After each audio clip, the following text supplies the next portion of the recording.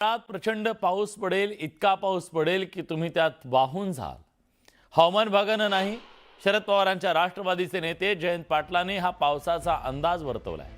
मात्र ते आभाळातून पडणाऱ्या पावसाबद्दल बोलत नव्हते, निवडणुकीतल्या पैशाच्या पावसावर बोलत होते.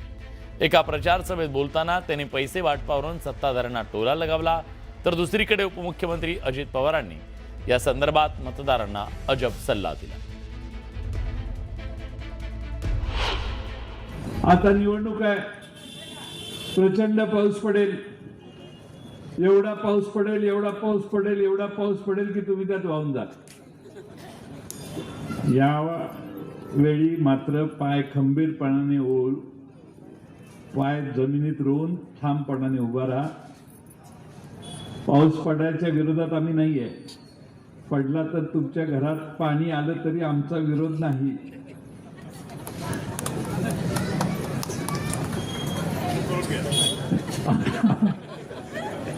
अंघोळ करून घ्या. हे लक्षात ठेवा की याने 5 वर्षाची तुमच्याकडून सत्ता हस्तगत करण्यासाठी हा पाऊस पडतोय. फार प्रेमाने पाऊस पडत नाही.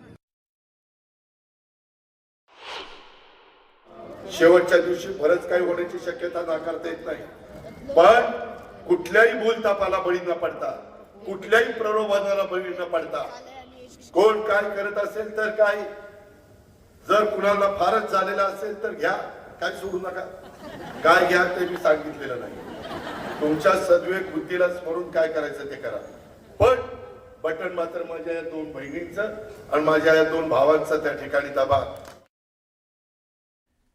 तेव्हा मतदारांनो, कोणी काही म्हणो, या अवकाळी पावसामध्ये लोकशाही वाहून जाऊ द्यायची नाही, ही भूमिका तुम्ही नक्की घ्या. राज्यातल्या 29 महापालिकेच्या निवडणुकीसाठी 15 जानेवारी 2026 रोजी मतदान प्रक्रिया होईल. मात्र त्यापूर्वी कल्याण डोंबिवली महापालिकेत महायुतीचे तब्बल 22 उमेदवार बिनविरोध आले. त्यावर मुख्यमंत्री फडणवीसांनी विरोधकांवर टीका केली. त्याला जयंत पाटलांनी प्रत्युत्तर दिले.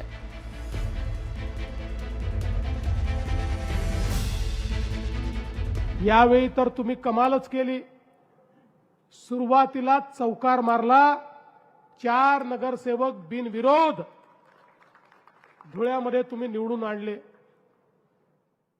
आता आपले नगरसेवक बिनविरोध आले तर काही लोकांना मिर्ची लागते. अब तुमको मिर्ची लगी तो मैं क्या करूं.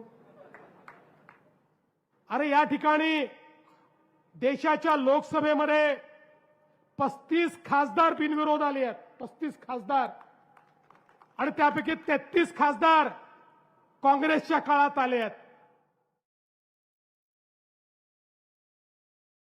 बिनविरोध झाले, बिनविरोध वेगळ्या मार्गाने झाले, याच्यामुळे मिरच्या लागायला लागलेल्या आहेत. सरळ मार्गाने झाले असते की नाही, सगळ्यांनी बसून नाही, हाच फार शहाणा आहे आणि ह्यालाच उभा करू आणि आम्ही मागं घेतो, असं नाही झालं. पळवापळवी करून, दमदाटी करून, पैशाचा वापर करून बिनविरोध झालेल्या दिसत आहेत असं लोक म्हणतात. मला माहित नाही.